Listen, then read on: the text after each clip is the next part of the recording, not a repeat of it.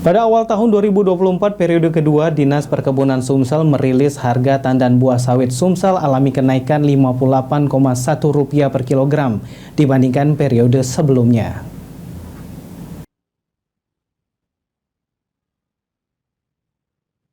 Disampaikan oleh analis PSP Ahli Media Dinas Perkebunan Sumsel, kenaikan harga tandan buah sawit atau TBS berlaku untuk sawit yang berusia tanam 10-20 tahun. Di mana berdasarkan analisa, kenaikan TBS saat ini di periode kedua sebesar Rp58,1 atau menjadi Rp2.414. Kenaikan itu sendiri disebabkan karena beberapa daerah khususnya dataran tinggi mengalami buah trek dan menyebabkan penurunan produksi.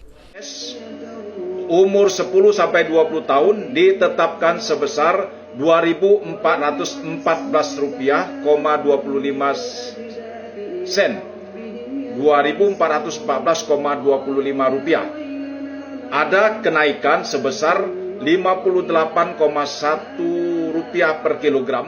Dan mendekati tahun baru Imlek, TBS sendiri alami peningkatan pembeli sehingga ini berdampak positif bagi petani sawit Sumsel. Tim Liputan PAL TV.